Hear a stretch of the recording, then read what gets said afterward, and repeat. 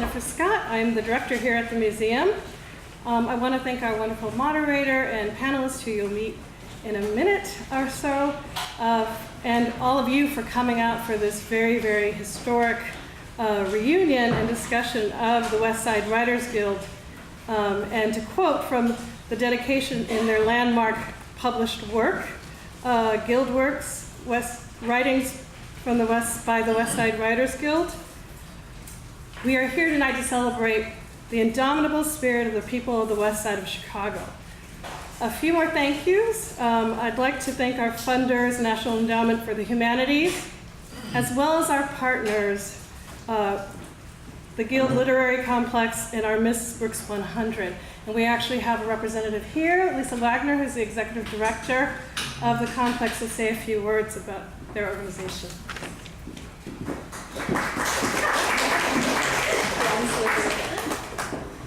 Thanks, Jennifer.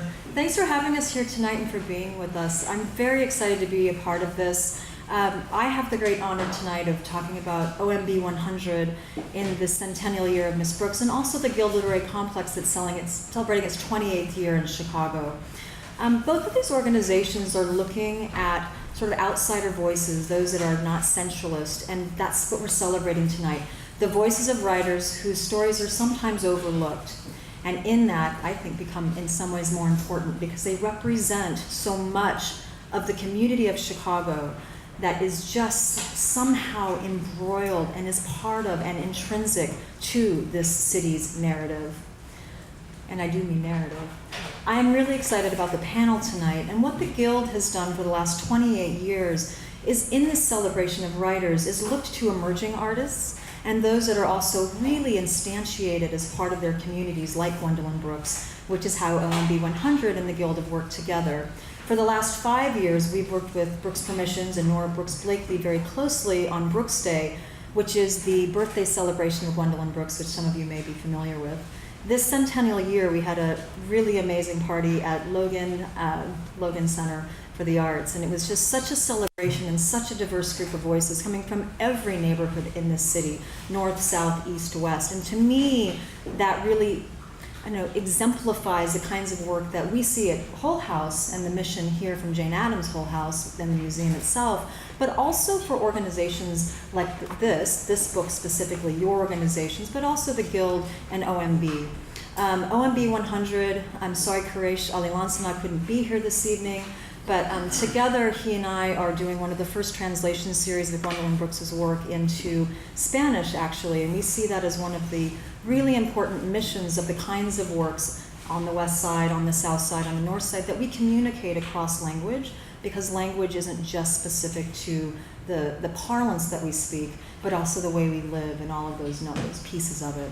So together with OMB 100, if you join us on October 18th, we'll be at the Pritzker Auditorium with the Chicago Public Library with new works of Gwendolyn Brooks in translation.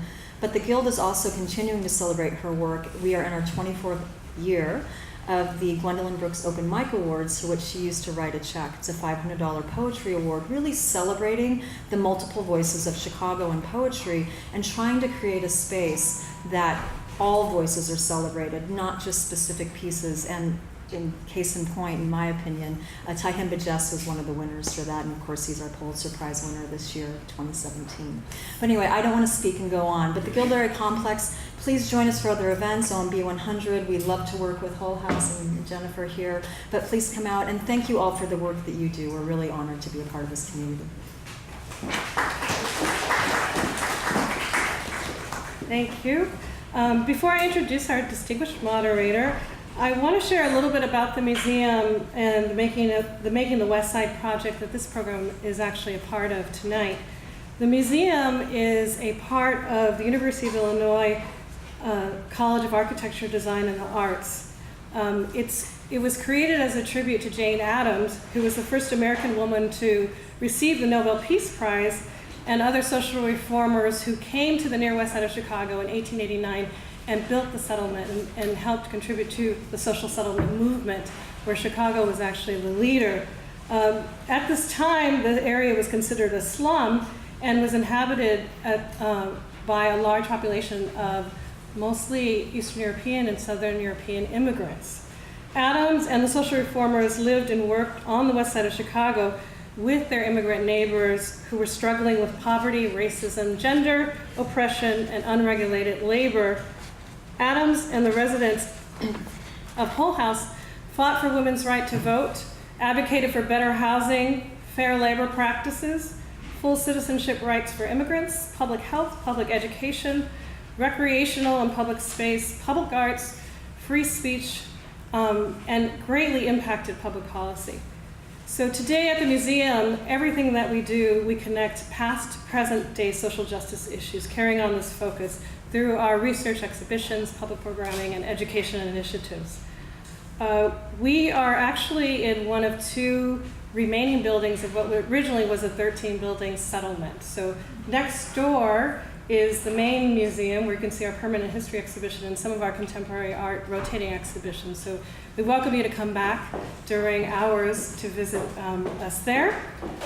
We also are sitting in another historic building that has its own legacy, the historic dining hall of Hull-House, where over almost 130 years ago was used the same way we're pretty much using it now. It was a gathering space for people to come, be together around food, talk about issues, debate social issues of the day, and try to conspire to make the world a better place. You had notables in this room who knew to come here to speak on social issues. So Eleanor Roosevelt, Ida B. Wells Barnett, Gertrude Stein, W.E.B. Du Bois, and many, many others came here and gave speeches and lectures and engaged a wide range of the public. So what is the Making the West Side project about? The museum received in 2015 a grant to create Making the West Side Community Conversations on Neighborhood Change. And this project is building on the tradition of the Hull-House settlement's work for the common good. The initiative allows the museum for the first time to deeply investigate our own historic role in neighborhood change and to situate both the historical and contemporary west side of Chicago in a national dialogue on race, gentrification, and the American city. The project includes the development of new digital and educational initiatives, so watch out soon for Making the West Side website that will launch any day now. Many public forums, Teachers Institute, and community conversations here on site and also across the West Side with our partners. We are drawing in particular on two touchstones of this history of Hull-House. Making the West Side is focusing on the early years of Hull-House, which were the 1890s, where Chicago, the Hull-House social reformers were facing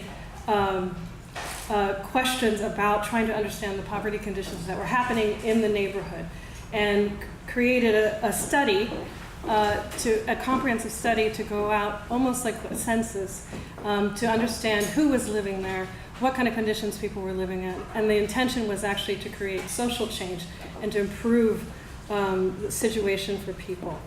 We also the study actually resulted in a collection of essays that are really important to this history called the Maps and Papers Project.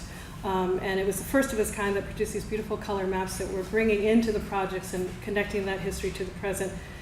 The other touchstone of history that we ground the project in is the last years of Hull-House, 1954 to 1963, which saw the destruction of the Hull-House settlement to make way for the University of Illinois Chicago, which we are now part of, as well as the demolition of many public housing projects.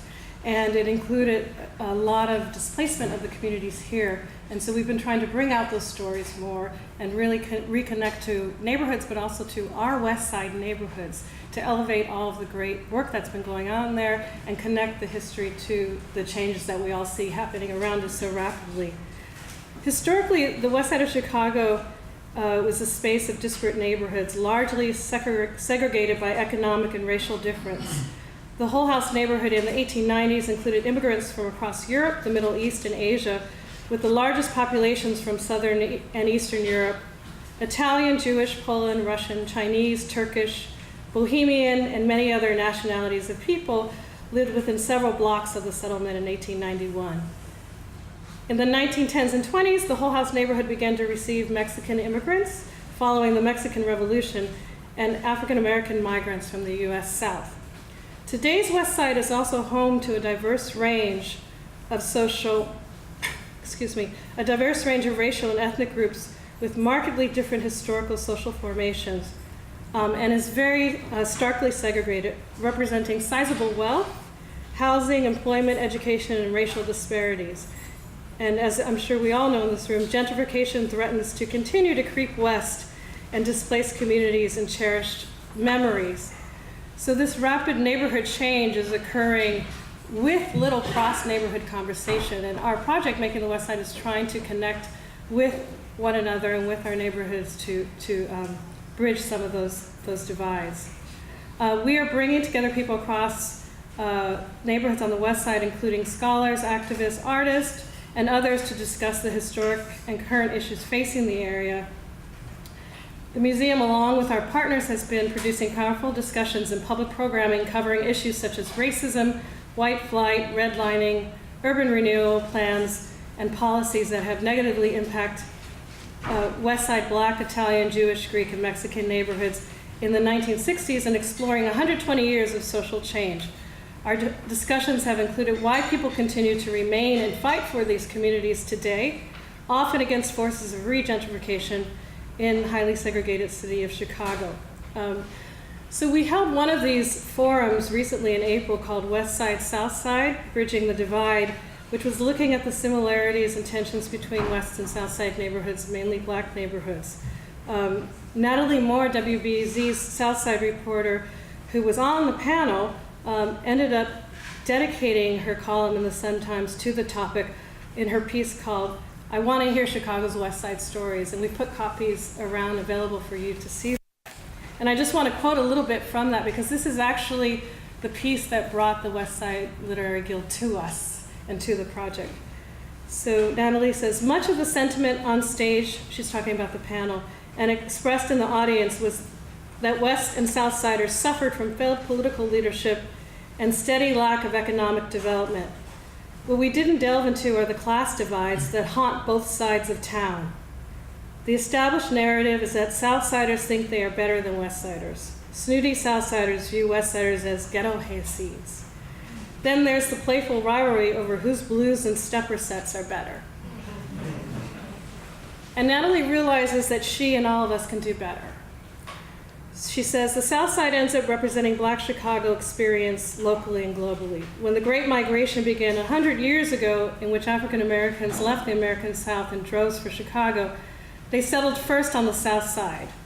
That history and pattern lent itself to the building of Black institutions such as museums, theaters, banks, businesses, and cultural centers, and thus a bigger, stronger Black middle class formed on the South Side. As the borders of the West Side fade into the ever-encroaching West Loop, the stories and history of Westsiders are at risk of being erased and forgotten. And like I said, this is how we learned about the West Side Literary Guild that we're reuniting this evening, who responded to this article, and we're so grateful that the biases and the stigmas that are associated with the West Side were being acknowledged.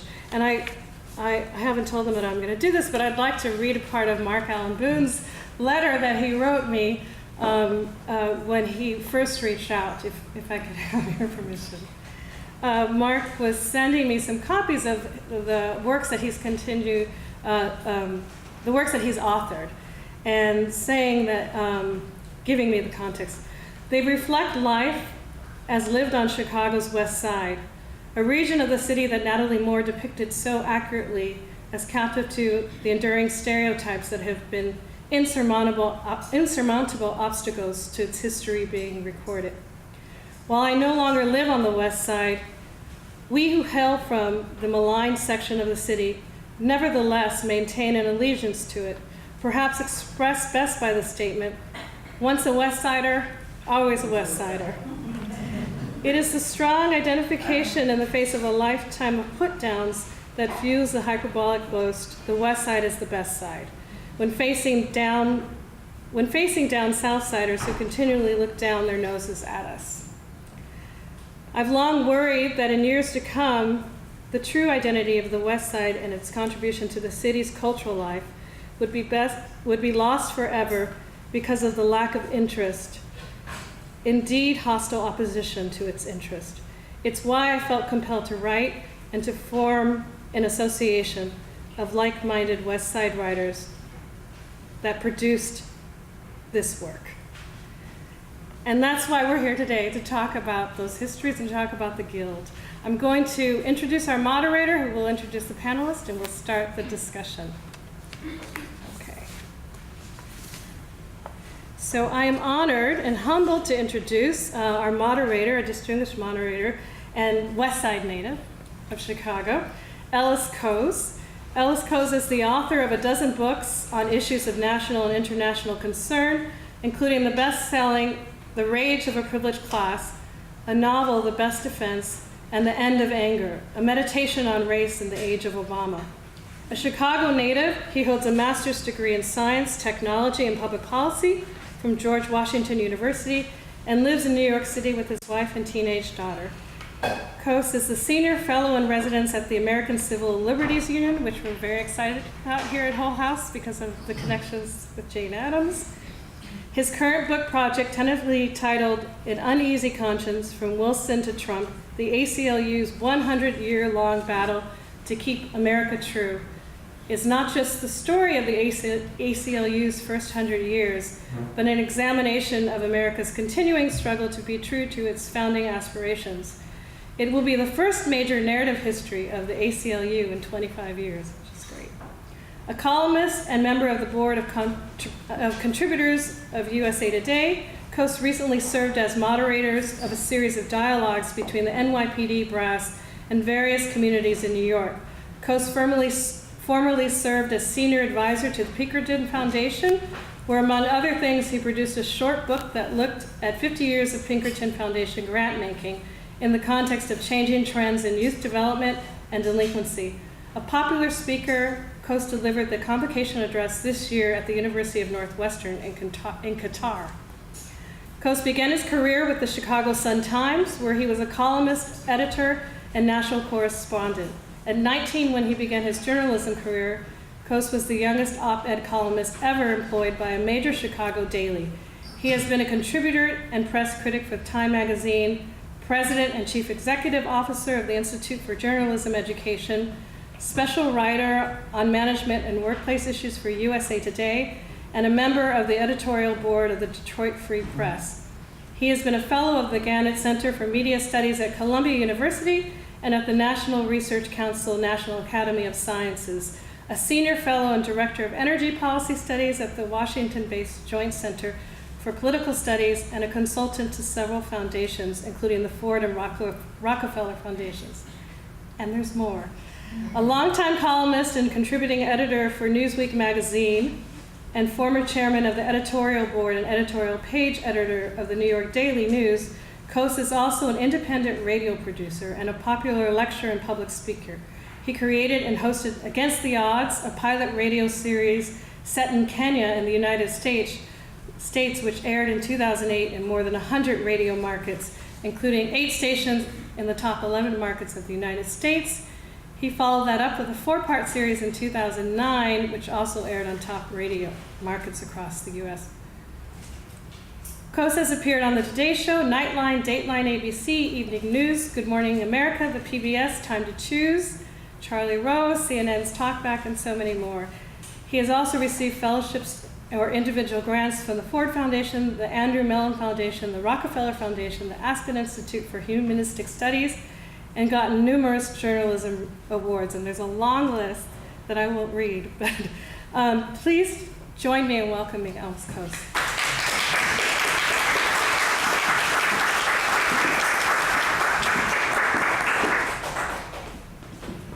Thank you, and thank you, Jennifer. I'm glad she didn't read any more. We wouldn't have any time for anything else. My job, can you hear me, or I should probably get this mic and bring it over. My job is to be traffic cop tonight, and to introduce the panel and to introduce the topic and what we're going to talk about. And you're going to get a treat because you're also going to get to ask them questions. And the panelists have all agreed, I think, to do a reading of 2 minutes or so at the end. at the end of the discussion, you want to help me like unhook this thing? Yeah, thank you. So, great. Okay, that's better? Yes. So, welcome first of all to Hull-House Museum. Welcome to this event to celebrate the West Side. And I mean, I was born on the West Side. I still consider myself, as she said, a West Sider. And though it doesn't count for very much, I now live on the Upper West Side of New York. But that's, we're here specifically to celebrate the West Side Writers Guild, of course. And we're also, and I hope we get a chance to at least get into this a little bit, many of us have some connection or another with Gwendolyn Brooks. And so we're also here to celebrate the life, the existence, the beauty, the wonder, the awe of Gwendolyn Brooks. It's impossible to talk about Black life, Black culture in America without talking about Chicago. I mean, Chicago, of course, was one of the stops, the primary stop on the train line that took you from Mississippi or Louisiana, which is where my parents were from, but other places as well. And it's where most of the people stopped. Some went on to Detroit, some stopped before that, but Chicago was the destination. But what's interesting is that before the 20th century, and even though Chicago was discovered by a Black man, or at least a man who had some African heritage, there weren't that many Blacks in Chicago.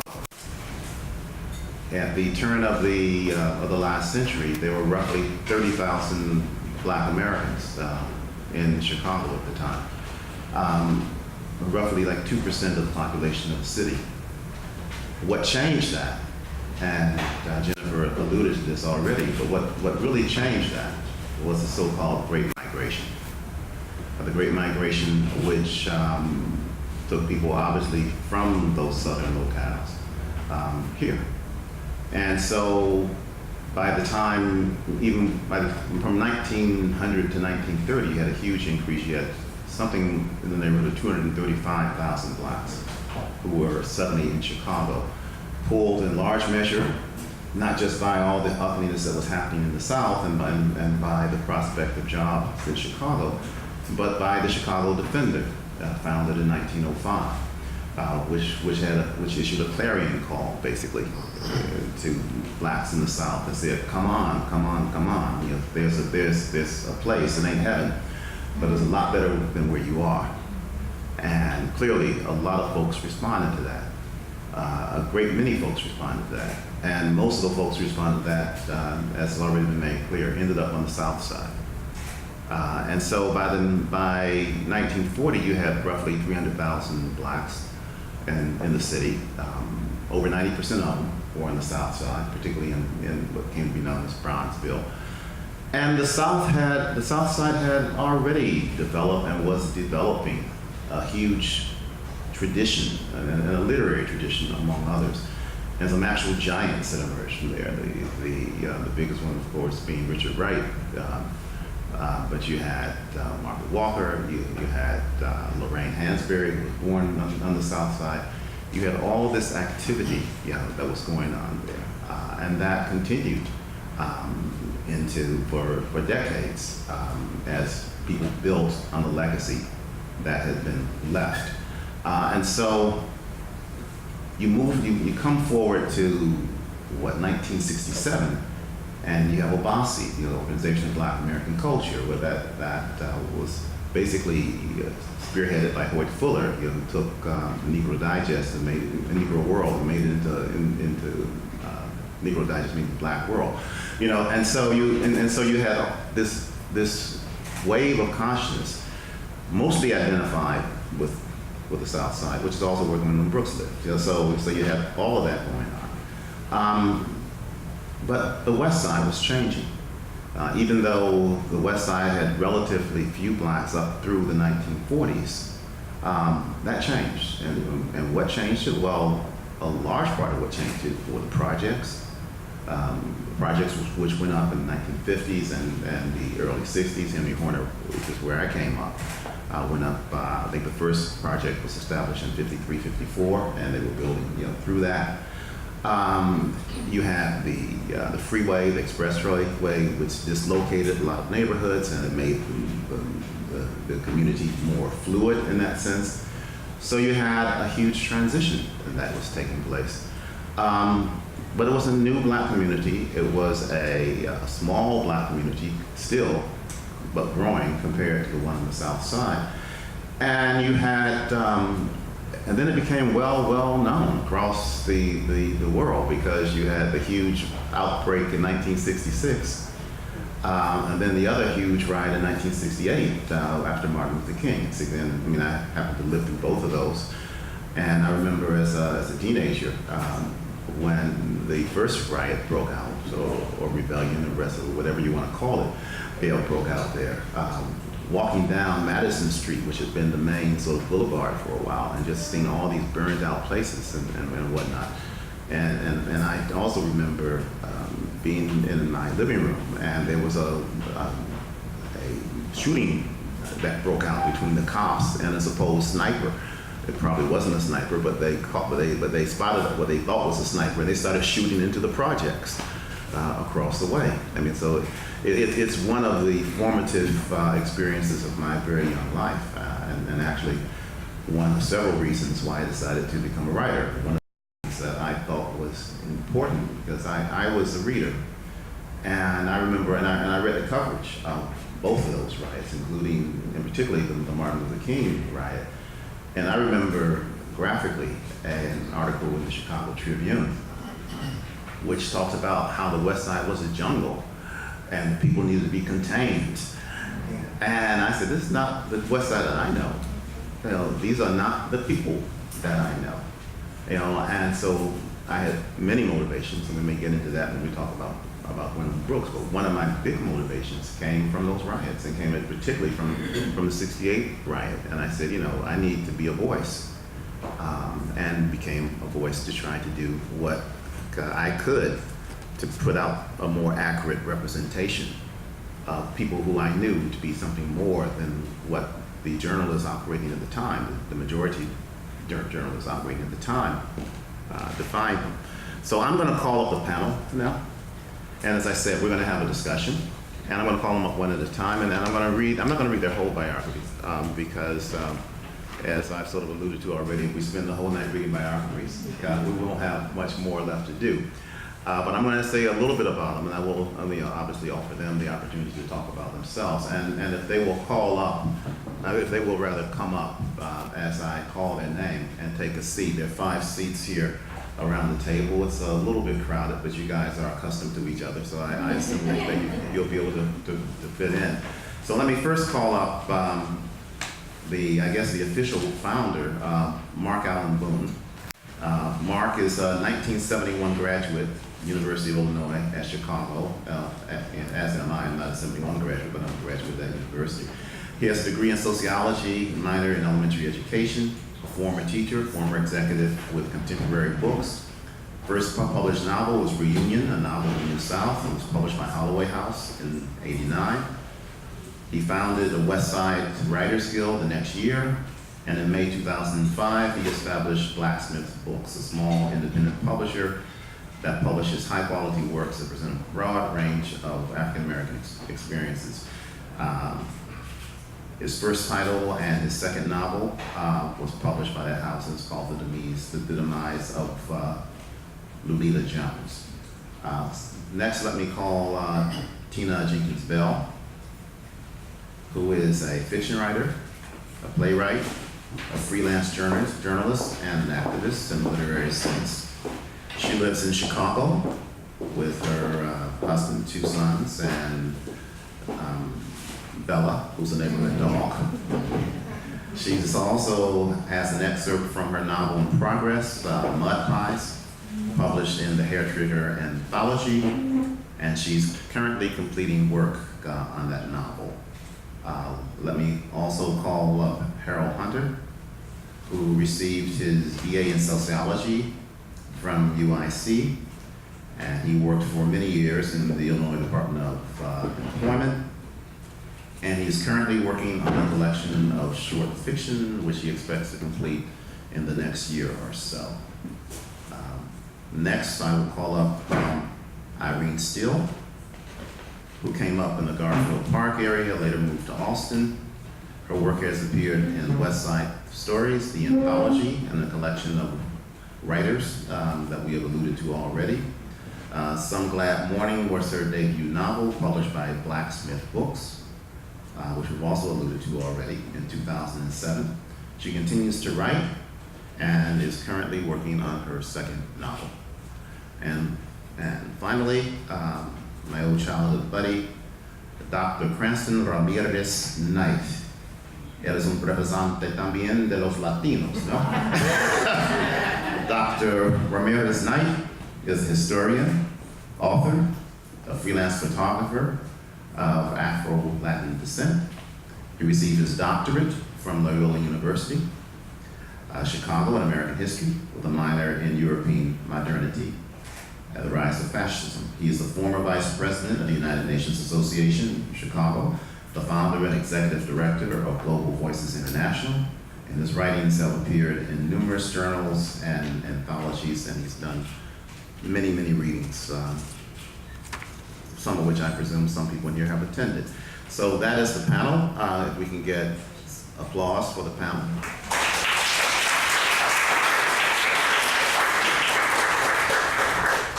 And I'm going to start with a question that I'm sure you all can answer easily, but I think the people in the audience might be curious to know the answer. And that question is about yourself. And I'm just going to go down the line, starting with you, Cranston, if that's okay. And that is, why did you decide, of all the things you could become, that you wanted to become a writer? What is it that you thought made you, and I understand from reading some of your material that you actually became a writer in the womb and had no choice. But let's assume you had a choice. What made you just become a writer, and what is it that you thought that you could accomplish, either for yourself or more broadly, as a writer?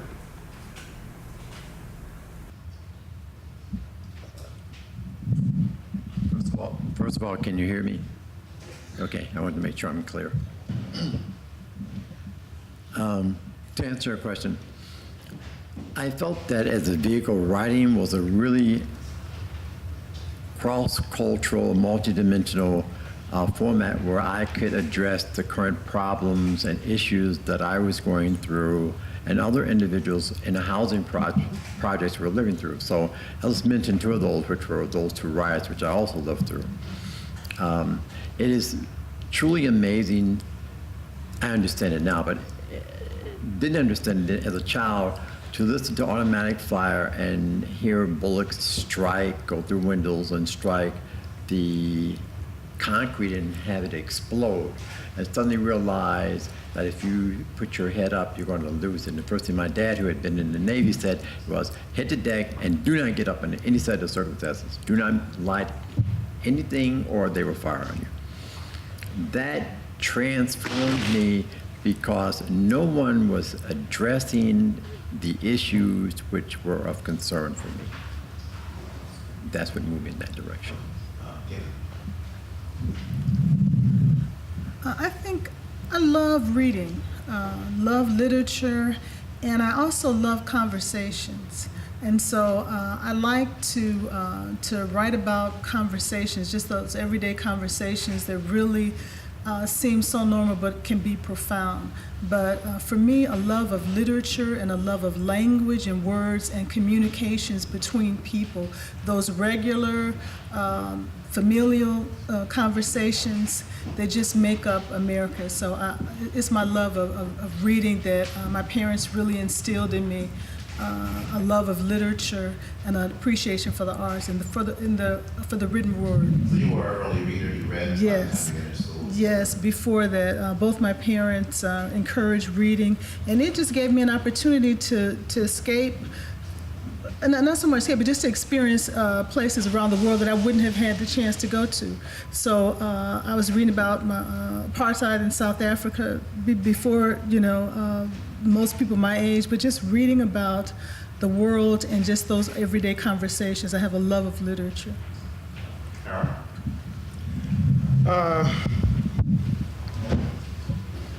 My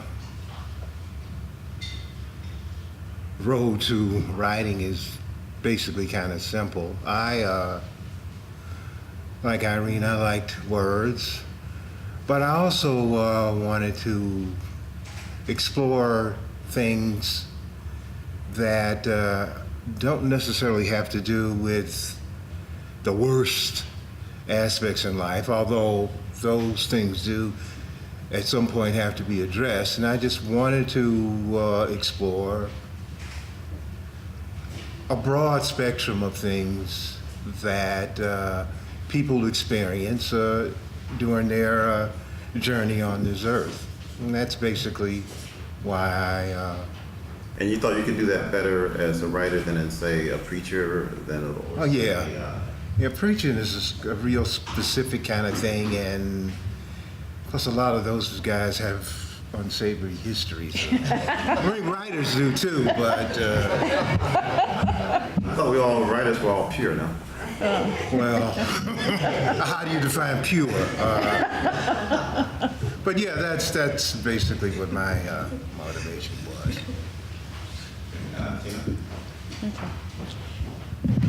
Anybody remember the penny candy store? Yeah. Okay. Well, I wasn't supposed to go there, and I did. My mother found out. I wrote a story to try to avert her attention away from what I did. It worked.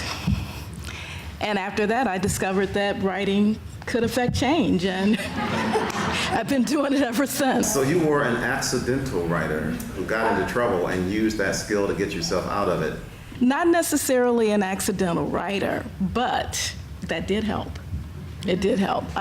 No, really, I wanted to affect change. As a writer, I'm primarily drawn to stories that are not often told or they're ignored. And those are the stories that really sort of captivate my attention and the ones that I want to tell, because I feel that they're the kind of stories that people look at, say, the abused woman, okay? And they look at her and they may say something like, oh, she's weak, or she shouldn't have done X or Y or Z. And they make these judgments, and I feel sort of a responsibility to let's just try to go on the inside of this woman's life. And maybe she's not somebody that I know, and maybe she's not somebody that I understand. And anybody who knows me knows I've never been abused, right? Okay. But still, I try to represent those stories in an earnest way, and in a way where people can look at this woman in a different way and sort of try to understand her narrative. And so that is another reason that's a major reason that I write. Okay.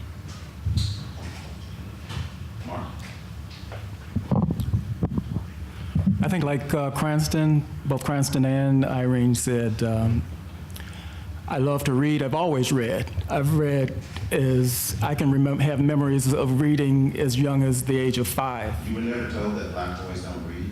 Oh, I was told that, but I didn't believe it. Tell them about the editor. Oh, what editor? No, the executive that said he didn't know black men read. Oh, yeah. Oh, well, that's another story. No, it's funny you should mention that. Tina and I are colleagues, and we worked in a publishing company. But the manager of the department, I recall, was telling me that he didn't know black men read. You know, he didn't know they read. But as I said, growing up, I was an avid reader. Many of the authors, my favorite writers, you noted earlier in your comments, Richard Wright. I did read some of Gwendolyn Brooks's works. I especially liked the short story form and a lot of the Southern writers. But what really, I think, motivated me to actually sit down and write fiction was a collection of stories that I happened upon by a writer, Cyrus Coulter, who was an attorney who sat on the Illinois Commerce Commission, and late in life, he wrote short fiction about the South Side. And when I discovered that volume, I was just bowled over, because I never encountered stories about people that I could recognize and that I knew and that I felt were speaking like I was speaking, addressing the kinds of issues that I addressed. And I said, if he could do that for the South Side. And he won the Iowa School of Letters Short Fiction Award in 1970. And I said, if he could do that, then maybe I can tell the stories of the people that I encounter day to day in my life. Let's stay on that for a second, because part of the motivation for this is to explore the West Side and how that has created a literary impulse that is in some ways different than that was exhibited on the South Side. So we'll start with you, but anybody can speak on this as we move along. Your consciousness of being a West Sider as opposed to being a South Sider, your idea of what that meant, and your idea, I assume you were the primary mover, maybe others came to you at the same time, but why this led you to form a guild branded as the West Side Guild? I mean, most of the South Side things, for instance, were not called, the South Side Organization of Culture, but you decided to brand yours as the West Side. Why was that important? What did the West Side represent to you? Both as you were a kid growing up. I mean, when I was a kid, I was just told that the South Side had a bunch of mean folks who were mostly sissies, but what was your experience, and what did you later come to what did you bring to the table in terms of a consciousness for the need for an organization that focused specifically on writers from the West Side?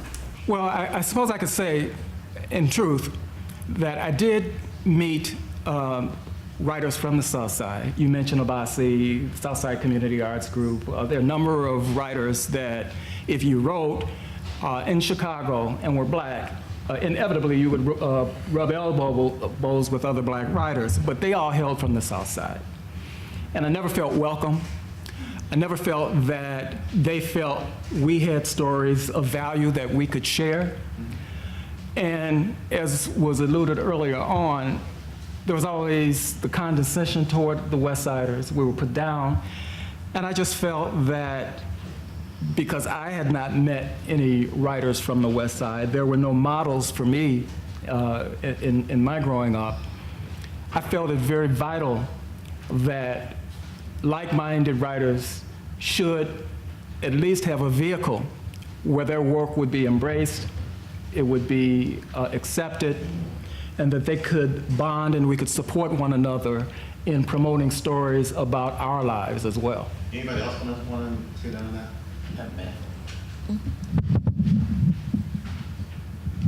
Well, once again, the question, why the West Side opposed to South? A lot of that has to do with my elementary education.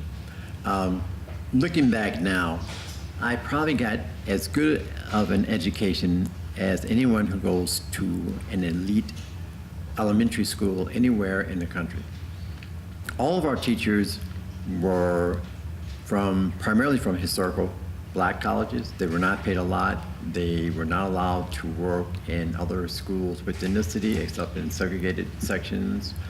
My teachers would make it very clear, as with the principal, Mr. Spain, who I dearly, endear to me.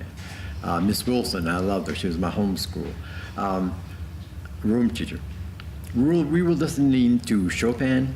We were doing the works of, Hammerstein.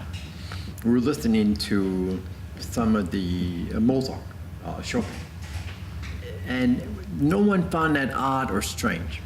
So they imparted in us a real sense of you can do it without saying you can do it, or for that matter, didn't even say it. In fact, I didn't even know you couldn't do it. I thought everybody listened to it because everybody at the school was listening to it. So there was nothing odd about it. It was just came very, very natural. She encouraged us to read. She encouraged us to investigate. This is also true with my other teachers.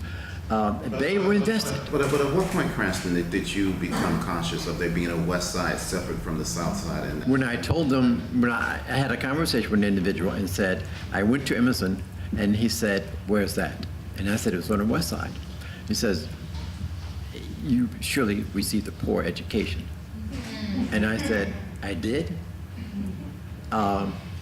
and we had this conversation. So, and the first thing I asked him was, well, which piece by Mozart do you like? And he looked like me and said, Mozart who? I said, oh, well, what about Chopin? Chopin who? Okay, so I at some point realized that I wasn't in a developmental educational system. I was in a very advanced educational system, and that the education I was receiving was very different than those who many were going to the schools on the South Side. And we suddenly realized there's a divide. And what I've learned that validates me, that really puts me in a world perspective, you weren't getting, and yet you're putting me down based on, I don't know, we live 20 blocks from each other. Obviously, Cranston paid a lot more attention in class than I did. I didn't learn the same things he learned. If I can add to what Cranston was saying about the schools, as I said, I graduated from Crane High School. And I attended our 50th year reunion last month. And the coordinators of the reunion, as they opened the banquet, had words of encouragement, and they asked us to sing the class song. And one of them said, you know, this is a class that 50 years ago, the Tribune wrote in the paper that Crane was one of the worst schools in the city, and that no one who graduated from Crane could possibly make any positive contribution to the city. I remembered it, and over the years, the memory faded, but a number of my classmates never forgot it. And they all shook their head in assent when they heard that statement made. And so when you talk about the divide, the West Side, South Side, not necessarily does the South Side perpetuate it. I think the larger city is as guilty as any other in terms of fomenting this, this kind of separation. But I can name students from my class who were state's attorneys. I can name a student who was chancellor of the City College system here in Chicago. I can name doctors. If you go down the line, there are a number of classmates who would prove that characterization by the Tribune false in many ways. Let me, a similar question. You want to say something? I was just going to say, I thought it was very important that naming, not so much to distinguish ourselves from any segment, but just as important to say, we're from the West Side and we have stories to tell. So naming it the West Side Writers Guild, kind of validated that, because we have a voice. And so I think the title of our guild was an important way to state that and to help to distinguish that.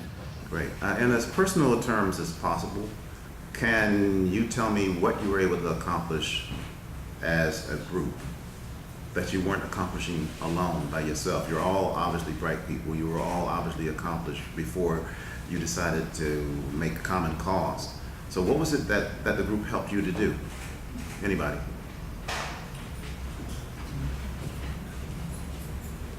So I'm the elephant in the room. No, you're not. Tina is from Gary, Indiana, actually. Yeah. But she went to Gary West Side High School, so she's an honorary West Sider. So wait a minute, is this a revelation here?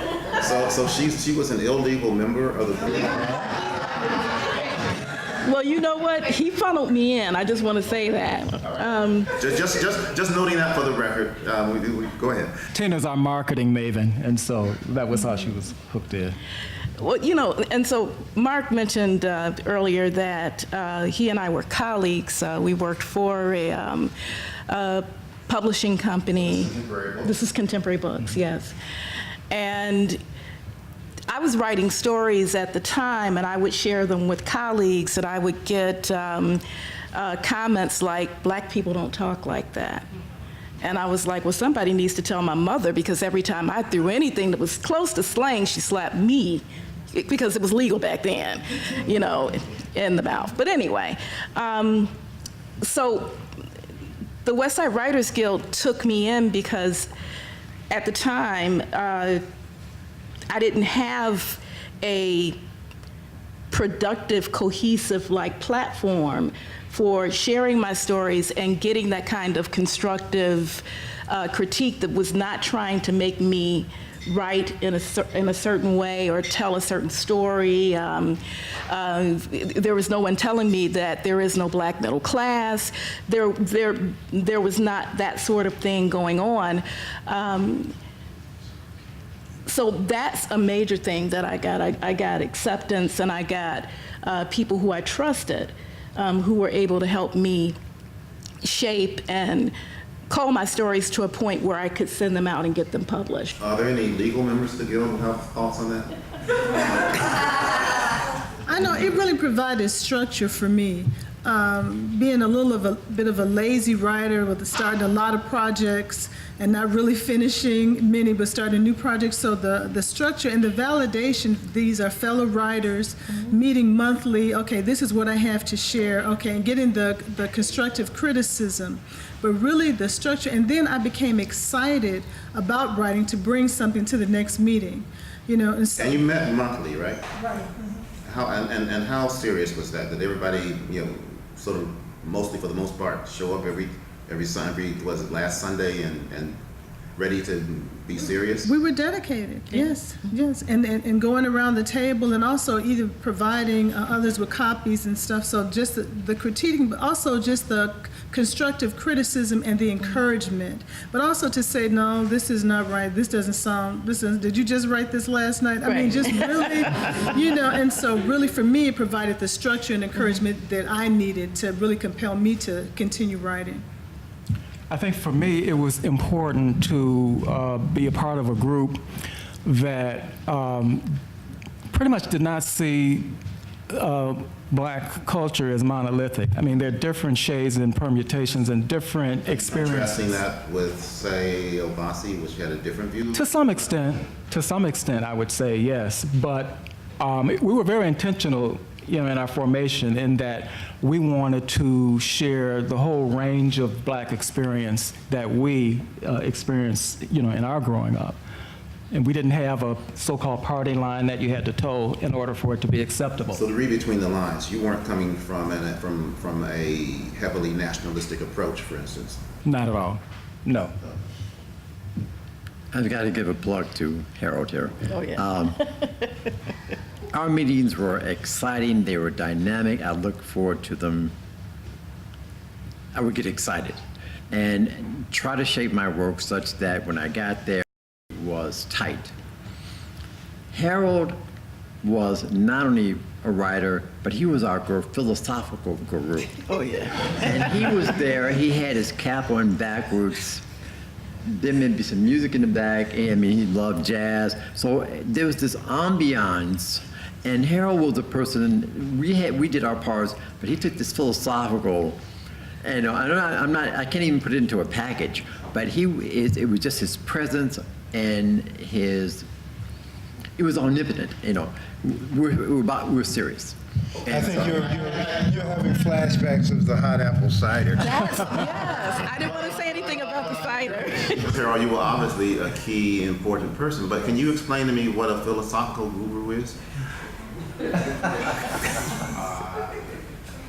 Not exactly. I mean, we talked about a lot of things, and we talked about things that we hoped would make our writing better.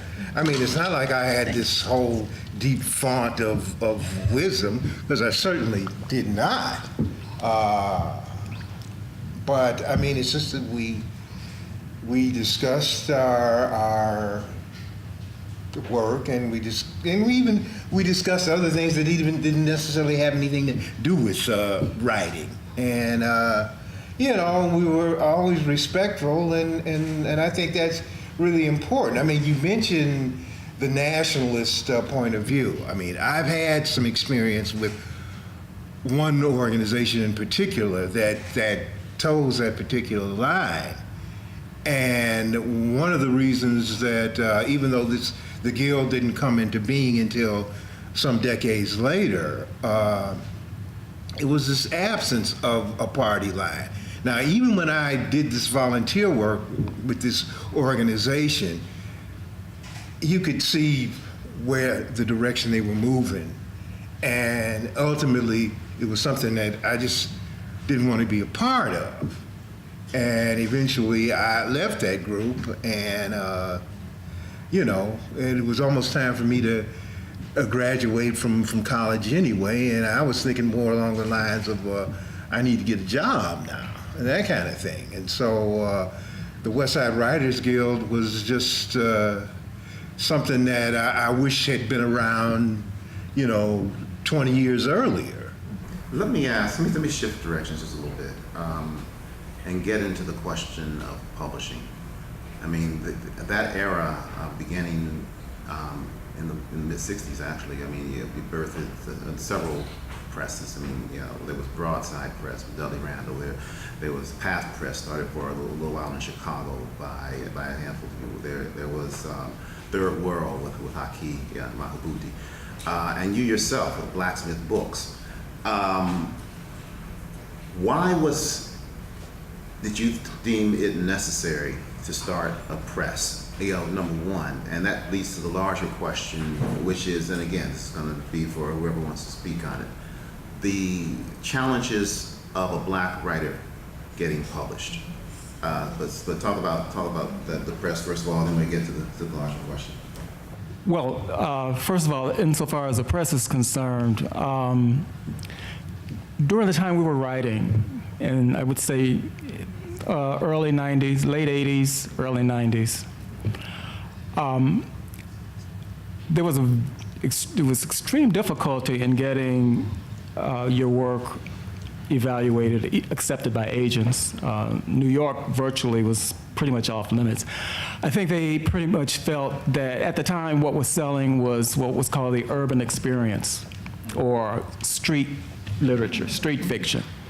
And if your work didn't, Stuff like yeah, Iceberg Slim? that and even later, yeah. So I had written a couple of manuscripts, novels that I'd shopped around and circulated. And one of them was actually agented. And he said that, I'm going to take this on. I know it's going to be an uphill climb because I know what the market is like out there, but I believe in it and I'm going to push it. Well, he shopped it and shopped it. I think I ended up getting maybe 13 rejections or so. And I said, something's not right with this picture, By then, I was working as an editor for a publisher. So I knew the ropes. I mean, I knew the process. I knew the steps that were needed in order to publish. So after enough rejections, I just said, well, I think I'll just probably try and, consider self-publishing this work. And from there, I decided, as part of the West Side Writers Guild, we wouldn't even attempt to try and get it published by a commercial publisher or, and so that was how that piece came about. Because else on the publishing industry, your thoughts on that, and also if anybody has advice, there may be some up and coming writer in the audience who's seeking some advice on what to do. But Irene, I think you wanted to say something. Right. Well, when I finished my novel and took off the writing hat and tried to get into with the publishers, I mean, I got the rejections, but it was in the midst of the Terry McMillan style of writing, or just that whole age. And one agent wrote back to me on my own letter that I had written to her. She sent it back and said, well, this is a good story, but can you spice it up a bit? Mm-hmm. Can your character have, a few, she actually said, can she have, a few children, married? We need to spice it up. And I said, well, this was a major New York publisher. Yes, and I said, this story doesn't flow like that. So anyone reading these characters, that's not natural. And so, but they really wanted that type of thing. They wanted a mom, on public assistance, a bunch of different children, or they wanted drugs involved, and as if that was just the one vein, that you could write. And it was very frustrating, if you had, a novel, that is solid, and but for her to say that this is what they were looking for.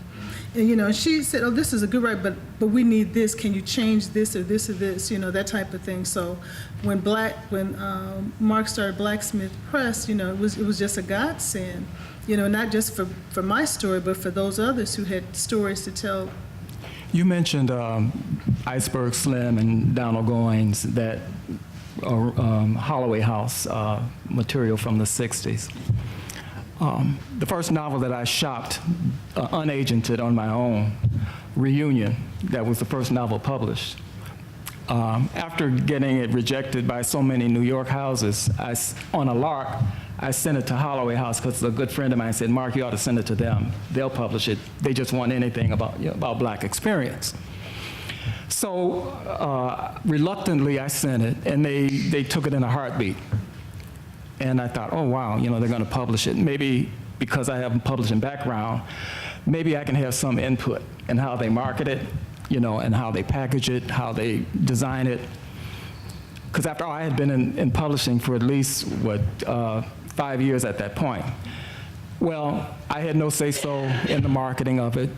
I didn't like the cover. I didn't like the way they tried to position it. It just frustrated me to such an extent that I said, never again. I said, since I have the tools and I know the nuts and bolts of it, of the publishing process, I just as soon do it myself. And so, it was embraced by a number of people. I mean, it was well-liked. It was an easy read, but it went out of print almost a couple of years after it was published. And so I said, well, it's out of print. I said, the rights will revert to me. I'll do it the way I want to do it, next time around. So here again, you're at the mercy. I don't know anybody who has publishers in line waiting to take their next book. You kind of have to take what you can get. Yeah, and if it was hard publishing 10, 15 years ago, it's even harder now because the economics are different and they're all looking for something very big. But I noticed a couple of people nodding when I solicited advice. So I'm gonna resolicit advice. As published authors, as people who have been through the process before, as people who understand at least to some extent how this industry works. If there are any up and coming writers who are paying attention right now, what do you want to share with them? If I may, first of all, I want to make sure that I'm heard. Okay. It's funny. Unfortunately, I have asthma, so things don't come out quite as clear as I would like. Because I am a poet, I receive the same type of rejections. Companies would send back and say, you seem to be writing about the universal experience. And I'm thinking, okay, we want more suffering. We want more chaos. And I'm thinking, if I'm writing about the universal human experience, of course that comes in, but that's not what I'm particularly focusing on. And so they would reject my material. The Gill complex, I met Michael Ward, when they first started. And he said, probably the best way for you to first get your work out is to come to some poetry slams. They weren't called poetry slams in those days. Went to the Gill complex, I started doing some readings. People were really engaged. I really enjoyed the audience, their feedback, and said, okay, I've got something that other individuals can relate to. And so by the time I was with Gillworks, I realized that I had a package. I'm talking about the universal human experience, and that was okay. I was given a validation not as a oppressed, worthless individual, but an individual who had lots of worth and had something to say about human beings in general. So I would say in terms of getting your work out there, experiment. I have poetry readings. Go to a lot of them, and we had a lot of poetry readings. We had a lot of readings with Gilworks. You get a lot of feedback from people, and the more feedback I received, the more I was able to tighten my work. So I would say for anyone, and I can only speak in terms of poetry, the more you're out there, the more you're doing your craft, you're speaking before audience, they're giving you feedback. It allows you to hone your craft such that by the time you send it out to a publisher, and also there's a number of books out now that didn't exist when I was sending material out. What are editors looking for? And not that I necessarily tailor my work to what a particular company is looking for, but it does give me some idea of what's out there. Yes, some things still do get rejected. You have to have a second skin as a writer no matter who you are. But at least there are, at this point, publishers who will accept your work and discuss the human condition. And if you don't only publish your stuff in the States, there are a lot of places in the world where you can send your material. Anybody, before I shift gears, have any thoughts on that question? Advice for would-be writers? I just want to add network. It's very important to network. And like Cranston was saying, any chance that you get, try to find a platform where you can read your work. The more that people know about your work, the better. But if you network, go to conferences where you're going to meet agents and publishers and so forth, and you can have a personal conversation, you can share with them your work. That's a good way of getting your work published. I've been doing that for a while. I'm actually a part of another writers group too as we speak, and we do quite a bit of outreach and workshops and so forth. We're constantly doing readings, and we're constantly talking about ways of getting through that or breaking through that sort of glass ceiling. And I find that the more that you acquaint yourself, especially with the professional part of publishing, and it's not too far from any other profession, being respectful, knowing your work, knowing the genre or the category that you're submitting to, knowing the publication. A lot of people will submit to publications and they may not have read it or picked it up or gone on the internet, but they just want you to publish it. So show that respect of letting them know that you know, that you followed or at least tried to get an understanding of the publication that you're submitting to. So we're going to go on for another 10, 15 minutes, and then we're going to open it up to questions. So if you have questions, there's going to be one or two people circulating with microphones when we do that. So, and we're also going to have a short reading, from people as well. So I'm going to have one or two more questions, and then we'll get to the other parts of the program. And actually, I'll just take this occasion to segue into something totally different. I'm going to just tell a brief story, and then I invite you guys to tell similar stories if you have them about Gwendolyn Brooks. When I was in my last year of high school, I had a confrontation with my English teacher because I was refusing, and I went to Lane Tech. I was refusing to do the writing assignments because I thought they were boring as hell. And so she came up to me and she said, "Well, Ellis, you obviously you are intelligent, you can write well, so why aren't you doing the assignments?" I said, "Because they're boring as hell." And she said, "Well, what is it that you would recommend that we do? What do you suggest we do instead?" I said, "Well, that's interesting. I never been asked that question before." And I said, "Well, it seems to me that the point of this class is to evaluate my ability to write and to research, so maybe you should give me something that evaluates that." She said, "Well, what?" I said, "Well, I want to write about something." "Well, write about what?" I said, "Well, for me, a big experience was the riots. So let me write about riots in America, riots in American history. Let me write a paper on that, and you judge that." So she said, "Fine, go do it." For the first time in my life, I got excited about English class. So I went home, and 3-4 weeks later, I come back with a 130-page manuscript about riots in America. And the teacher reads it, says to me, comes back in the week, and she says, "Ellis, I'm going to give you an A in the course." Said, "But I don't know how to evaluate this. You ought to send it to a professional." I'm going, "A professional what?" I'm a project head. She said, well, have you heard of Gwendolyn Brooks?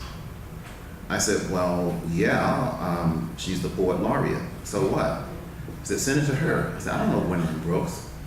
She said, well, she teaches at this place called Northeastern. Send it to her, send it to her there. I said, okay. So I sent her this long manuscript, and don't hear anything for weeks and weeks. And I figure whatever a poet laureate does, they keep pretty busy, so okay. But then I get a call. She calls me at home and live with my folks, of course. And she says, young man, you have to come down and meet me. I said, wow, okay. So I get directions of where she teaches, how to go to this college. Takes me, 2 or 3 different buses. I get there. And Gwendolyn Brooks is sitting across from her desk. She has my little manuscript. She takes it out. She pushes it across the desk to me. And on the top of the manuscript, she's written in red ink and in blue ink, one day you will be a great writer. And that was the moment I decided I needed to be a writer. And I mention that not because I was so special, but because she did things like this for so many people. That was just who she was. So anyway, that's my Gwendolyn Brooks story. And I understand that a couple of you have Gwendolyn Brooks stories as well. So I invite you to.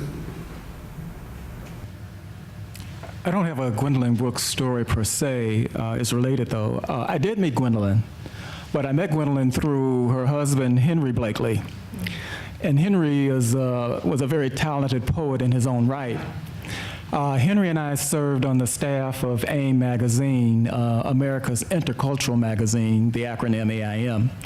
Henry is a poetry editor, and I was a fiction editor. And so we would have spirited conversations frequently about writing, about what was good, what we didn't like. He would read my work. I would remember reading poems of his. And I remember he was consumed most of the time that I knew him with a book that he had written called Sector Plan, which was the economic plan for economic improvement for blacks, because he was very, very concerned about our economic plight. And he had a very well thought out recipe to address the ills, of the African American community. So, as I said, he was quite talented. Gwendolyn, we spoke a few times. She, encouraged me in the fiction that I was writing, but the most direct critique and constructive criticism I got from him. Anybody else want to go? Thanks. I was lucky to meet Miss Brooks on at least 3 different occasions. I had poetry readings with her. She came to the campus when I was downstate, and one of the professors there who knew I wrote poetry said, Gwen is coming down, I'd like you to meet her, and I'd like you to be on the same platform as her to read some of her work. And I'm thinking, you got to be kidding me. This is, I'm not in the same league. It's just not a question of being in the same league. It's a question of sharing your work. And so I got to meet her. I got to read my work with her the first time at the University of Illinois, Springfield, and then twice at Southern Illinois University. Amazing time. Amazing listening to how she could take words and create power and stories. I wasn't quite as polished as she, but I tried. But just being in her presence made a lot of difference, such that I could go back and look at my work and see how I could. No, she was a wonderful poet, but at the end, when I was a kid of, I think 16, and discovered her, I had no idea how good of a poet she was. But what really impressed me was she was a wonderful human being. I have other questions, but I should probably, first I'm going to ask you first questions. We have an agreement that some people are going to do readings, and we're going to do a short reading. So is everyone going to do a reading? So everyone's have a short one. Okay, so everyone's going to do a reading, and I would ask if you can to please keep it to 2 minutes or less. And we now turn this into an author's reading session. This is an excerpt from the novel The Demise of Loletta Jones. Loretta Jones was a very unorthodox, unconventional Chicago public school teacher who stepped on too many toes and who had the wrath of the system pulled down on her and met an untimely death. But what I'm going to read is basically an excerpt where she was evicted from an apartment, and a widower, taken by the image of a woman with a baby grand piano on Washington Boulevard in the rain, rescues her. She was wearing a purple hooded rain slicker when I first saw her. I circled the block twice before I got up the nerve to rent the truck. When I pulled up to the curb with it, her eyes were fixed on the ground like she didn't have a friend in the world. She didn't know that I was there to get her out of the rain. It didn't sink in until the two men I hired started to carry her belongings onto the waiting truck. "You want to get struck by a bolt of lightning?" I asked. When she lifted her eyes, it made me think of that statue at Hampton University, the one of Booker T. Washington pulling back the hood from over a slave's head. The chill that snaked up my spine made me feel like I was the one who'd been struck by lightning. I could feel the hair standing up on my arms. I recognized her right away as the music teacher who'd been fired in '92 from Lincoln Manor Academy for the Arts. With all the trees lining Washington Boulevard, why would lightning strike this one? The words flowed out of her mouth like musical notes. "'Cause you draw attention to it," I said. Her eyes got soft and she smiled, showing teeth as perfect as pearls. They stood out against skin as dark and smooth as a damson plum. She had a keen nose that tipped upward just a little bit, but not out of snootiness. It was more like she was trying to sniff a scent that most people don't have the equipment to pick up. Unfold the petals of a dark rose and you'd be close to describing the lips that parted when she spoke. "Worse things than that could happen to me," she answered. "The name's Clayton James Hemphill," I said, extending my hand. "Loretta Jones," she replied, giving me hers. She had been evicted, humiliated before the whole neighborhood, but spoke her name like she was a queen. "Miss Jones," I said, "I got a vacant apartment in a 2-flat I own in Lincoln Manor. It's got 9 rooms, too many for the amount of furniture you've got here, but you're welcome to stay there until you get back on your feet. I don't know what happened for you to be set out in the street, but nobody deserves to be put out on the sidewalk in the rain." "Does anyone ever deserve to be evicted?" she asked. I couldn't answer her because my last tenants nearly pushed me to that point.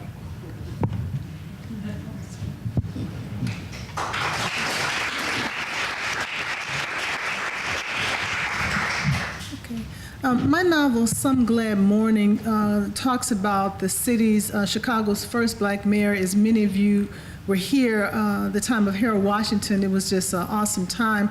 But what struck me when you would go to rallies or demonstrations, the variety of people that you would see, from professional, blue collar, unemployed, older, younger, and so to me that was the story. So the novel's in 2 parts, a part in Chicago and a part in the South.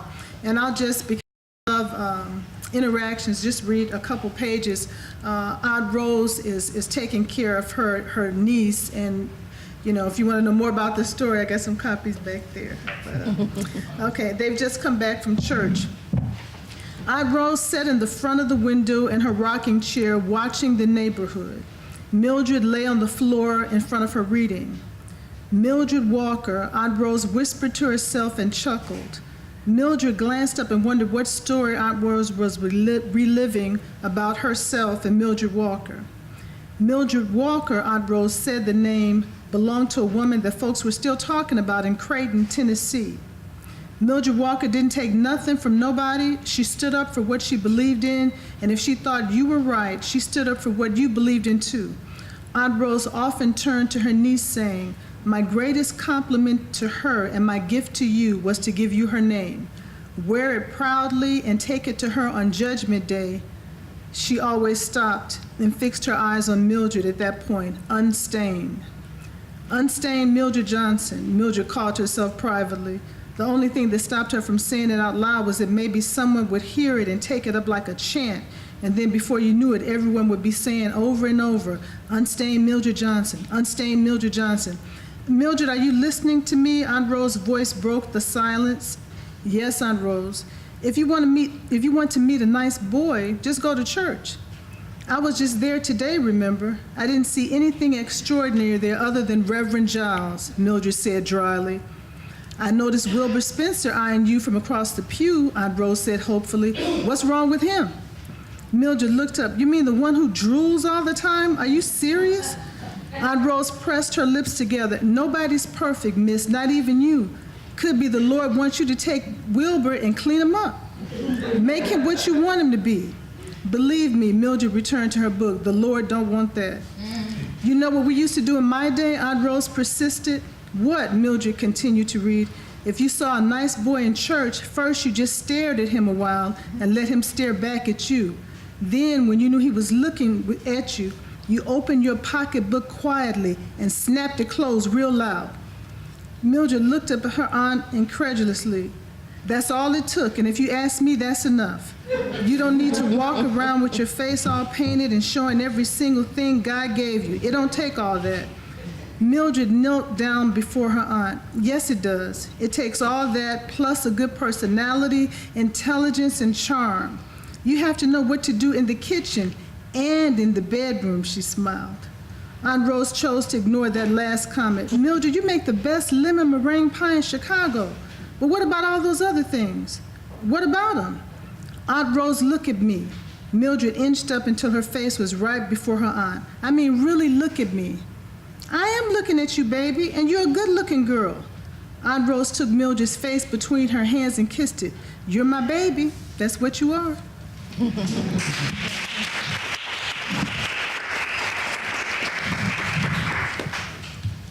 I'm going to read 3 poems.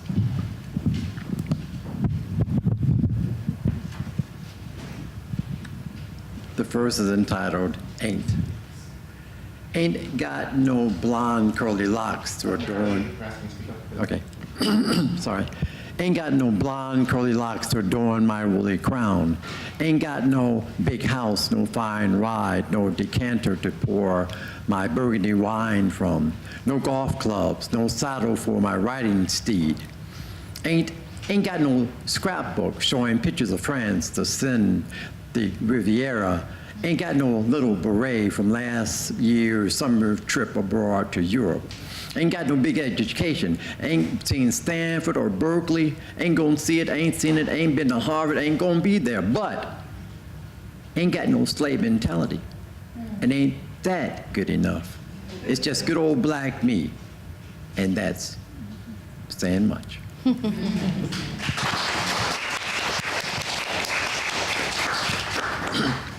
The next one is called Cage Salmberg, for a political prisoner at Dwight's Correctional Center. Your voice is often heard in the dark, singing blue songs without an accompanist, no harmonica, piano, or bass, drum to play. You sing your songs a cappella, melancholy. Your heart is your only instrument, your silhouette. Against the bars, moaning, singing. Sing your song, Diana Washington. Sing your song, Sarah Vaughan. Sing your song, Lady Day Blues. Singing and lifting notes after note into the tears. Beautiful sounds. Your voice, song, singing. Sing over a song that was sung once again, singing. Still singing songs, vibrating across all the tears through the bars. They touch, they retouch and touch. They move across. They are living words that are only life in the darkened cabin.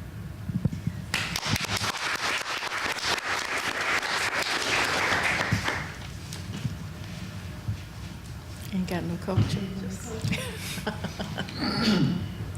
The final poem, You Ain't Got No Culture, a critical analysis of a friend. You ain't got no culture. The way you act, strut, the way you come on, talking jive, is you fismite. You ain't got no intelligent type. You sure ain't. You ain't got no culture.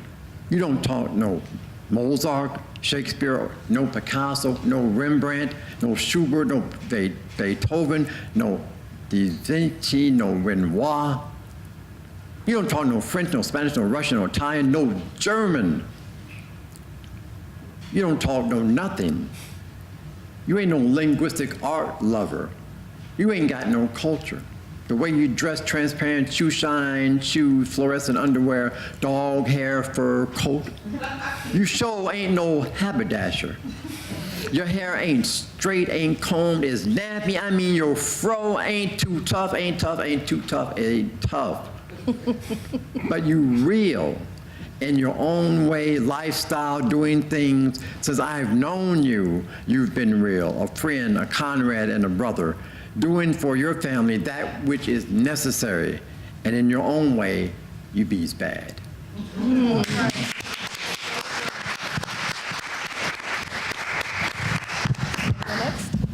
you go.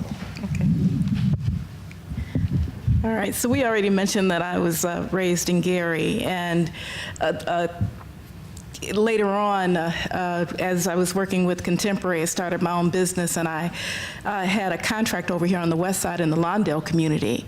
And I would write stories about industry and community. And I did tours of the area. And one of the things that struck me was the disinvestment. You know, there is no such thing as, people are not naturally violent or addicted to any particular thing.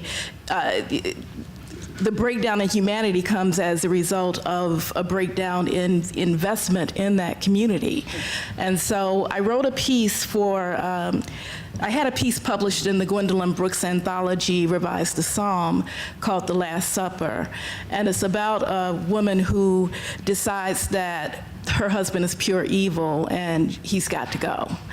And so one of the things that she does is she compares him to a man who was a good man, but who fell to the candy man after his job was taken. And the setting of this is on the west side. And so this is Julia, the lead character, just imagining, talking about Harold, who is the man who's sort of fallen. Julia imagined Harold scratching, rocking from foot to foot, screaming like a woman, the bass stolen from his voice by the heroin he injected, sniffed, and rubbed on his gums. She closed her eyes, seeing terror reserved for strangers in May's eyes. May, who often wondered aloud, where was the man she married, the one who sang to her when their first child was born, the one who worked a dual shift and rushed home to drive her to work at the hospital where she was a nurse's aide, the one who picked up report cards, the one who prayed with the entire family, circling the bed, the one whose dignity was stolen when a felony as a teenager and instant unemployment resulting from AIM Steel moving its operations overseas closed all doors he tried to open until he stumbled upon the candy man. Julia and May shared the same secret, hugged the same pain, though caused by different men. Through it all, both women strove to keep their families whole, praying often that their men would rise to the worthiness of their sacrifices. Unlike Harold, who was caught up by circumstance and bad luck, the good Reverend Doctor, with his mother-of-pearl skin and cat-gray eyes, the product of a black mother and white father, was pure evil. He stripped her soul bare, then stole what little spirit remained by damaging their son. Julia tried to understand how and when the good Reverend became so toxic. She tried to remember what drew her to this man who was kind and caring until the day she said, "I do."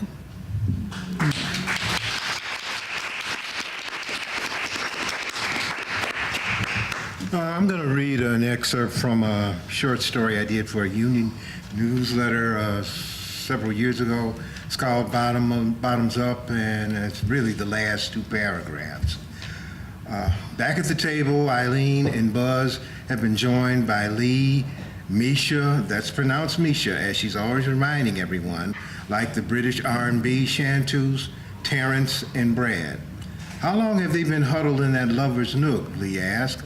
About 40 minutes. They've been gone a while now. Their conversation seems pretty deep. Uh-oh, look at that. Lacey's tearing up a little, and Mike is gently wiping her tears away and kissing her. And she's kissing him back real strong. Somebody should get this on video. This is primo Valentine's Day YouTube stuff, jokes Brad. Suddenly, the group hears Mike shout across the room, 50,000 what? And Lacey pulling him back to her for more intense smooching. Is that an example of a split tones and multiphonics kiss? Eileen asks. Buzz responds, a reed shredding, pad popping, brass melting example for sure. For sure indeed.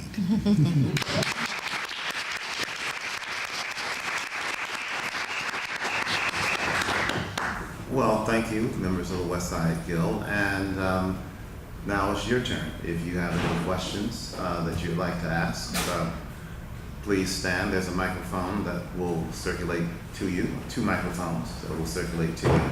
So make your presence known and tell us your name and the affiliation you may have, and then your question. Hi, I'm Isabella Gravel, and I'm with Chicago Cultural Alliance. My question is, what is your writing routine like? Do you write every single day? Do you kind of binge write? What is writing like for you? So, okay, so your writing approach, your approach to writing and how you do it. I'm a firm believer in writing something every day. While writing, it's never ever going to be as effusive or flow the way you would like. Sometimes there are periods when you are pretty much consumed. It's almost like something, a spirit, takes over, and you're just the recorder, of those ideas and thoughts. And you're barely even putting pen to paper, it's writing itself. Those are rare. They do happen, but they're rare. But I'm a firm believer in writing something every day, even if it's no more than a sentence, a paragraph, or a page. Anyone else want to respond to that? Well, you know what? For me lately, I'm trying to become more like the kind of thing Mark is describing, because in the past I've been too caught up in the muse, and as Mark relates, the muse is elusive. So I've been trying to write, not necessarily every day. I use more like a weekly kind of time frame to try to get down, something on paper. And I'll just add to that. I think there's a big difference between when you're writing as a profession and when you're writing because you're trying to communicate and you're hoping to get yourself published. When you're writing as a profession, which I've been doing for many decades now, you have all these deadlines and things that are due at certain times and things you have to deliver. And what I find is that I adjust my schedule so I can get that done. But I think when you're starting out, it's very important to have some kind of regular schedule. And some kind, if it's not every day or even every week, it's like, okay, every so often I'm going to check in and do some writing and work on whatever it is that I'm working on. I agree, deadlines help a lot, but I write every day, and I also include in my process someone who can critique the work, because the last thing that you want to do is send something out that's not ready, or that's not, how can I put it, been screened in a certain way. I mean, Mark's reviewed my work. All of you guys have reviewed my work. I have a series of people now who I look to, and we critique each other's work prior to it going out. So in addition to writing on a daily basis, I keep a journal with me. You have a journal? You keep with you? Yeah. That helps. Next Yeah. question. Hi. A few years ago, I actually wrote a book called And can you tell us your name and identify Oh, yourself? sorry. My name is Fran, and I'm from Alabama. I'm a teacher. Okay. I wrote a book called Classroom Chronicles just through an online publishing company, but I'm interested in writing again and writing something that's similar to a autobiographical book that's also some fiction. What would be my best way to go about finding a publisher once I complete my book? Okay, so she wants to write what sounds like a memoir, or at least a memoirish type book, and has a question about how to get it published. Right. I would really look at the types of books that you like to read, and oftentimes in their acknowledgments, they'll mention agents, or they may even mention writing workshops that help them. So the type of book that you want to write, I'd look at those types of books, and in those thank yous, you'll find a lot of gems. Even if that agent doesn't take you, you would still find different workshops that they attended that you could look at. Anyone else want to handle that? No. Okay. Next question. Two quick questions. Why was the Guild averse to national? Can you tell us who you are, please? I'm Lee Bay. I'm a former architecture critic for the Shower Center. And currently you are?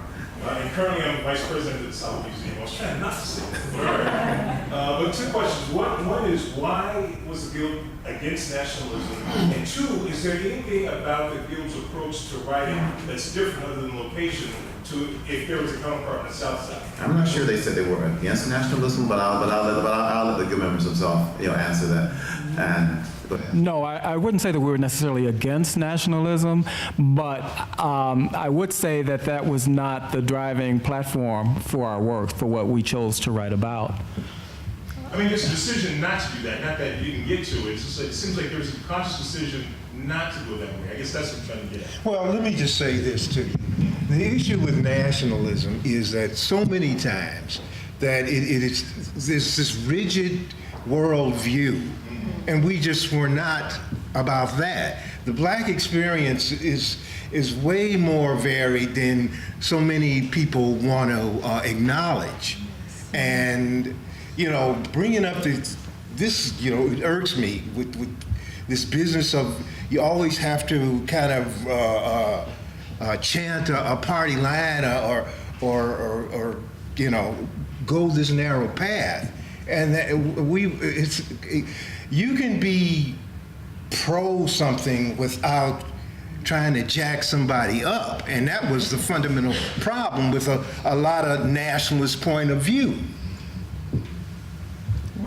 Anyone else on that? Okay. The philosopher has spoken. We have any other questions?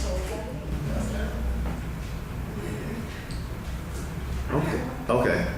Oh, wait for the mic. It's you.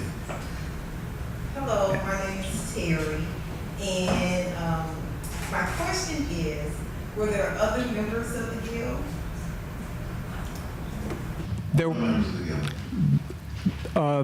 At its founding, there was one other member who went on to write children's literature. She was with the group for probably less than a year, but she felt that because our interest pretty much was in adult fiction, poetry, and the like, that she wouldn't profit as much, in terms of her goal of breaking into children's literature, and has become quite a successful children's book writer as well. I was told that I should adjourn at 8. It's now 8. There's a final question that just has to be answered. Actually, there are two final questions that have to be answered. We're answered two final questions, and then we will adjourn. So first over here, and then over here. My name is Regine Harris-Bayaki, and I'm a writer and composer, and I'm proud to say that Mark Boone edits my work, and it's always a great experience. Not always easy. Anyway, I've forgotten your name, the lady sitting to Mark's left. You mentioned that you participate in some writing groups, and I was wondering if you could talk about the groups, who they are, where you meet, and what kind of things you read in or writing. Okay, so talk about the writing group, the current ones. Okay. Okay. I'm the president of a group called For Love of Writing, CC. Hey, one of our members. So we have, our mission is twofold. One is to synergize efforts to sort of emulate, remember what the music industry did, and where you had a number of musicians and rappers and so forth that were sort of synergizing efforts to help each other, move to the next level of, making it in the business. And so Flow is trying to do that on the literary side. Not trying, we actually are doing that on the literary side. The other thing that we do is because we try to go to disenfranchised areas. South Side is disenfranchised, just like the West Side. So we try to go and offer workshops, free workshops and seminars and scholarships and different things like that to help diverse voices sort of rise. A lot of times, again, I know that we're creative, but professionalism is a really big thing. And so a lot of people don't realize that, if you're entering something in a competition and you don't follow something as simple as the directions, that immediately gets you in what file? What's that file called? Yeah, okay. So that's one of the things that's another part of our mission. It's called For Love of Writing. And Mark, we had him out doing a workshop last weekend. We did a series of workshops with Soulful Chicago Book Fair. And he came out and killed it doing a self-publishing workshop. Yay. So final question is over here. My name is Lisa Wagner. This is, I understand, one of the last pieces on the One to Look book series, and something Ross and I are talking about was the choice of Gwendolyn Brooks Tony Parker to come to Third World Press is a very conscious decision to work with the Black press. I've heard it diminutively said it was a gesture. It's more than a gesture, in my opinion. It was a very conscious political decision, specifically for the Southside Bronzeville writers. And I'm curious, with the Guild as a publishing entity, the two of you specifically as publishers, have you seen that kind of impact on the West Side? And what does that look like for the writers coming up as emerging writers, but also for yourselves? I'm not quite sure what your question is, so obviously Gwendolyn Brooks was a person of immense stature who decided to leave a major publisher and publish with Haki. And that was the statement that she made, and it was well recorded. But I'm not quite sure how that. No, I'm what your question asking is. as that conscious political decision to work with Black publishers in a specific neighborhood to start talking about that political. So are you asking about the decision to work with Black publishers as opposed to so-called mainstream publishers and how that plays out with the Guild? Is that the question? Yes, and also the decision to publish, but also what kinds of impacts you've seen this specific publication and their specific press make in the West Side. Okay, you guys know what she's asking. So. Well, given that the Guild was relatively short-lived, we existed for 6 years. We obviously could not have the kind of impact that a Third World Press would have, given its longevity. Nonetheless, in the brief tenure that we did have, we strove to reach out to those other writers, younger writers, youth, to encourage them to write seriously, to try and get their work critiqued, to get published. We held workshops, a literary festival, where we invited high school students to compete in an essay contest, and we awarded prizes. We recognized individuals who had a significant contribution to writing on the West Side. One being the founder of AIM magazine, who was a West Sider, one of the teachers at my elementary school, founded her own magazine, the one on which I volunteered as fiction editor, and Gwendolyn Brooks' husband Henry served. So in that regard, we try to, again, keep the momentum going in terms of encouraging and in terms of being listening ears that we could listen to those who want to publish and who need tips and advice in going about doing it. We're going to wrap up, but before I do, if there are any concluding thoughts that anyone on the panel wants to share before we do that, I invite you to do that now. I also wanted to recognize the Guild Complex. It was one of the few venues in the city at the time that we were thriving to invite us out to do various readings, of which Cranston alluded to Michael Warr, who was very instrumental at that time in terms of opening the doors to marginal groups like us at that time to be a part of the larger narrative. And we appreciate that, and I'd like to acknowledge that at this point. Anyone else? And I would encourage those writers to look for a writing group, and if there's not one around, you start one. Create one, You know, you'd be surprised once it gets out how many people will come to you who want to write, and then start building a legacy of the literature that way on your own. Okay, so let me just say thank you for all of you for deciding to spend at least part of your Thursday evening with us. It's been delightful to have you here. Let me say a special thanks to the panel. I think they're owed a round of applause.